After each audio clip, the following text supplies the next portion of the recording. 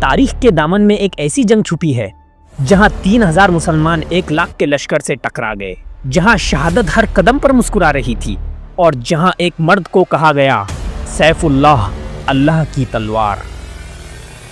یہ وقت تھا جب اسلام کا پیغام صرف عرب تک محدود نہیں تھا۔ رسول اللہ صلی اللہ علیہ وسلم نے اپنا پیغام دنیا کے تمام تختوں تک بھیجنا شروع کیا۔ ایسا ہی ایک دعوت کا پیغام گیا سیریا کے غسانی کرسچن گورنر حارث بن ابی شمیر غسانی کے پاس، مگر اس پیغام کے جواب میں رسول کے ساتھی کو شہید کر دیا گیا۔ یہ صرف ایک شخص کا قتل نہیں تھا، یہ اسلام کے پیغام پر تلوار اٹھانا تھا۔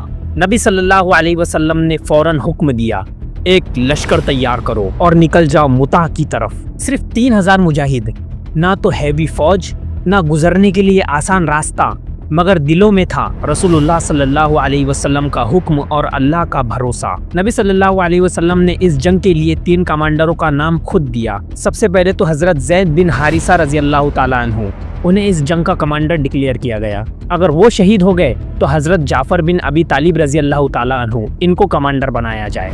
اگر یہ بھی شہید ہو جائے تو پھر حضرت عبداللہ بن رواحہ رضی اللہ تعالیٰ عنہ کو کمانڈر بنایا جائے، اور اگر یہ تینوں شہید ہو گئے تو مسلمان جسے چاہے اپنا کمانڈر خود طے کر لے۔ اور یہی وہ وقت تھا جب اللہ نے چھپا رکھا تھا سیف اللہ، اللہ کی تلوار کو۔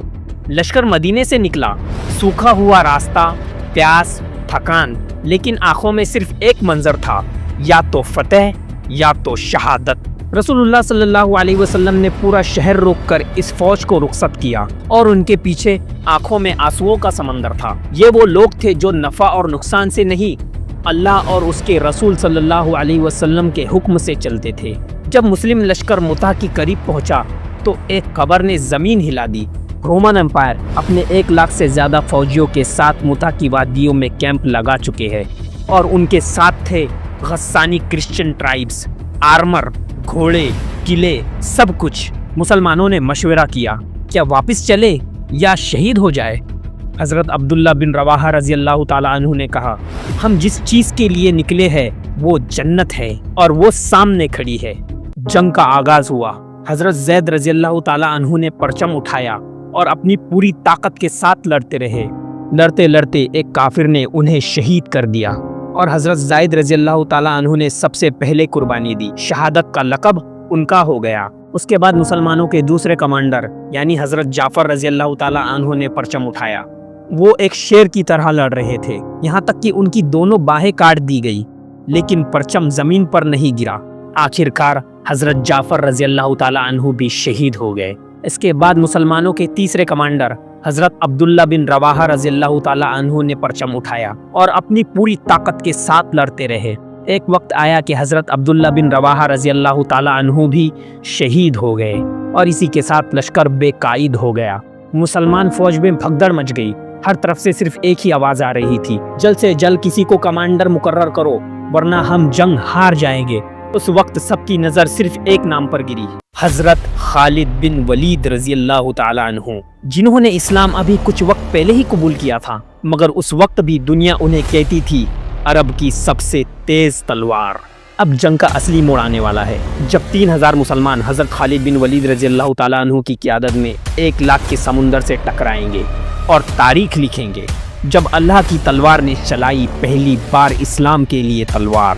3 پرچم اٹھانے والے شہید ہو چکے تھے، لشکر بے قائد ہو چکا تھا، یعنی ان کی قیادت کرنے والا کوئی نہیں بچا تھا، اور سامنے تھا 1 لاکھ کا طوفان۔ تب ایک نام ابھر کر سامنے آیا، حضرت خالد بن ولید۔ لوگوں نے گھبرا کر دیکھا اور کہا، وہ خالد جس کی لڑائی کچھ مہینے پہلے تک اسلام سے تھی، لیکن جسے ہر دشمن لشکر توحید کا قہر کہتا تھا۔ مسلمانوں میں سے کسی نے آواز لگائی، پرچم اٹھاؤ خالد۔ یہ آواز جیسے ہی حضرت خالد بن ولید رضی اللہ تعالیٰ عنہ کے کانوں میں پڑی، انہوں نے بنا کسی الفاظ کے صرف تلوار اٹھائی، پرچم اپنے کاندھے پر باندھا، اور اسی کے ساتھ جنگ کا موڑ بدل گیا۔ اگلی صبح کا وقت آیا، رومن فوج نے تیز نعرے، گھوڑے اور تیروں کے ساتھ حملہ کیا۔ زمین کانپ گئی، لیکن خالد بن ولید نے لشکر کو ایک حکم دیا، پیچھے نہیں ہٹنا، مگر جہاں تک ممکن ہو زندہ واپس نکلنا ہے۔ ہر شہید کا بدلہ لینا ہے، مگر عقل کے ساتھ۔ हजरत खालिद बिन वलीद रजी अल्लाह ताला अन्हु ने लश्कर को छोटे छोटे ग्रुप्स में बांट दिया। रात के अंधेरे में ग्रुप्स की पोजीशंस बदलना शुरू किया। इतना परफेक्ट रोल प्ले किया कि रोमन फौज को लगने लगा कि नए लश्कर आ रहे हैं। किसी को ये एहसास भी नहीं होने दिया कि हम कमजोर हैं। हर सुबह नए सोल्जर्स, नए बैनर्स और नए चेहरे। रोमन जनरल कंफ्यूज हो गया। वो कहने लगा, क्या ये रीइंफोर्समेंट है? क्या उनके पास मदद आ रही है? खालिद बिन वलीद रजी अल्लाह ताला अन्हु ने रोमन के वीकेस्ट पॉइंट पर रेड की। छोटी छोटी झड़कियों में हजरत खालिद बिन वलीद ने 9 तलवारें तोड़ी, लेकिन एक भी मुसलमान की हिम्मत नहीं टूटने दी। हर मुसलमान सिर्फ ये कह रहा था, आज या तो फतेह या खालिद बिन वलीद के साथ मदीना वापसी। रोमन फौज ने जब देखा कि ये लोग थक नहीं रहे हैं, हर रोज नए लोग लग रहे हैं, तो उन्होंने पीछे हटने का फैसला किया। हजरत खालिद बिन वलीद ने हर रात एक नया परचम उठाया, लश्कर को रोटेट किया और एक वक्त आया जब रोमन फौज ने पीछा करना छोड़ दिया। ये था इस्लामिक हिस्ट्री का सबसे ब्रिलियंट टैक्टिकल विड्रॉल और खालिद बिन वलीद रजी अल्लाह ताला अन्हु की वो जीत जो उन्हें बिना शिकस्त के मिली, बिना अपना लश्कर खोए और बिना हिम्मत तोड़े। क्या ये जंग मुसलमान हार गए थे? नहीं, ये जंग ने हमें दिखाया कि जब रसूलुल्लाह सल्लल्लाहु अलैहि वसल्लम की दुआ हो, जब अल्लाह की तलवार हाथ में हो, तो 3000 लोग भी 1 लाख के बराबर होते हैं। वो सफर जहां मौत का हर कोना दस्तक दे रहा था, जहां हर मंजर एक कहानी बन गया था। जब 3000 फौजियों ने 1 लाख रोमन फौज का सामना किया और फिर जिंदा बचा दिया अपने ईमान, अपनी वफादारी और अपनी इज्जत को। मुसलमान फौज जंगे मुता से वापस आ रही थी। तीनों असल सिपा सालार शहीद हो चुके थे, हजरत जायद रजी अल्लाह ताला अन्हु, हजरत जाफर रजी अल्लाह ताला अन्हु और हजरत अब्दुल्ला बिन रवाहा रजी अल्लाह ताला अन्हु। 3 नाम, 3 कुर्बानियां, 3 आसमान के सितारे।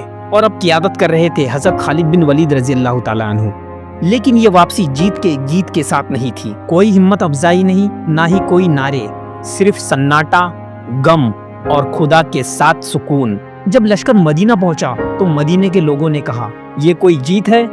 ना तो कोई बैतुल माल, बस चुपचाप खाली हाथ वापस लौट कर आ गए हो। क्या तुम लोग हार कर आए हो? लेकिन उन लोगों को ये नहीं पता था, हर जंग तलवार से नहीं जीती जाती, कभी कभी तकदीर से भी बड़ी होती है स्ट्रेटेजी। और इस दफा एक नई स्ट्रेटेजी से उम्मत को बचा लिया गया था। रसूलुल्लाह सल्लल्लाहु अलैहि वसल्लम ने जब खालिद बिन वलीद रजी अल्लाह ताला अन्हु को देखा तो उनकी आंखों में आंसू थे और उसी वक्त उन्होंने कहा, हुआ सैफुम मिन सुयूफिल्लाह व मिनल फतह खालिद, ये अल्लाह की तलवार में से एक तलवार है और क्या ही बेहतरीन जवान है खालिद। उस वक्त खालिद बिन वलीद रजी अल्लाह ताला अन्हु का चेहरा झुक गया, क्योंकि उन्होंने किसी तारीफ के लिए नहीं, सिर्फ अल्लाह के लिए जंग लड़ी थी। कुछ सहाबा हजरत जाफर रजी अल्लाह ताला अन्हु की शहादत की खबर सुनते ही जमीन पर बैठ गए और रोने लगे। आप सल्लल्लाहु अलैहि वसल्लम ने हजरत जाफर रजी अल्लाह ताला अन्हु की फैमिली को संभाला, उनके घर खुद तजियात के लिए गए। आप सल्लल्लाहु अलैहि वसल्लम ने कहा, जाफर के 2 बाजू काट दिए गए थे, लेकिन अल्लाह ने उन्हें जन्नत में 2 पर दिए हैं जिससे वो उड़ते हैं। जंगे मुता हर मुसलमान के लिए एक सबक है। लीडरशिप वही होती है जो मुश्किल में रास्ता ढूंढे। जीत सिर्फ तलवार से नहीं, अकल, वफादारी और नियत से होती है। हर फौज के अंदर एक न एक सैफुल्लाह जरूर छुपा होता है, बस उसे जगाने की जरूरत होती है। जंगे मुता भुलाई नहीं गई, बल्कि वो हर उस दिल में जिंदा है जहां अल्लाह के लिए कुछ कुर्बान करने का जज्बा जिंदा है और जहां कोई खालिद अब भी तलवार उठाने के लिए तैयार है। सब्सक्राइब करें।